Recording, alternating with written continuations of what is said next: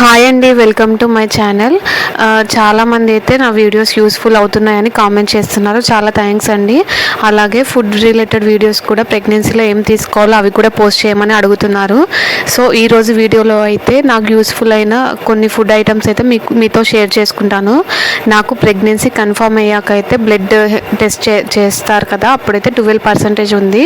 మళ్ళీ నాకైతే 7th మంత్లో షుగర్ టెస్ట్తో పాటుగా చేసినప్పుడైతే బ్లడ్ అయితే 9%కి వచ్చిందనమాట, 9కి వచ్చింది. సో అట్లీస్ట్ 10 అబోవ్ అయితే ఉండాలి అని డాక్టర్ అయితే చెప్పారు. సో నేను 8th మంత్ వరకు క్యూర్ చేసుకున్నాను. 8th మంత్లో టెస్ట్ చేయించుకున్నప్పుడు నాకైతే 9 నుండి 10కి అయితే వచ్చింది. అప్పుడు నేను ఏమేమి ఫుడ్ తీసుకున్నాను అనేది మీకు చూపిస్తాను. మెయిన్గా అయితే యాపిల్, బీట్రూట్ అండ్ క్యారెట్ అనమాట. ఈ మూడింటిని పీల్ అవుట్ చేసి అదైతే జ్యూస్ చేసుకొని తాగేసేదాన్ని వితౌట్ షుగర్ అనమాట.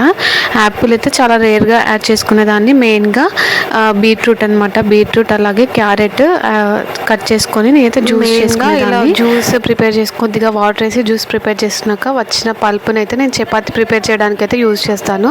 అంటే యాపిల్ వేయినప్పుడైతే నేను పల్పుని చపాతి కింద యూజ్ చేస్తాను.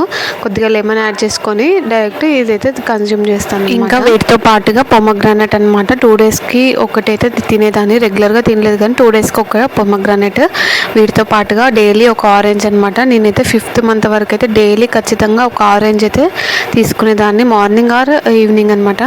వీటితో పాటుగా డైలీ తీసుకునే వాటిలలో డ్రై ఫ్రూట్స్ అనమాట, బాదం అలాగే walnuts, pumpkin seeds, sunflower seeds ఇవి అనమాట. మెయిన్గా వాల్నట్స్ అయితే బేబీ బ్రెయిన్ డెవలప్మెంట్కి అయితే బాగా యూజ్ అవుతుంది, తీసుకోండి మీరు కూడా.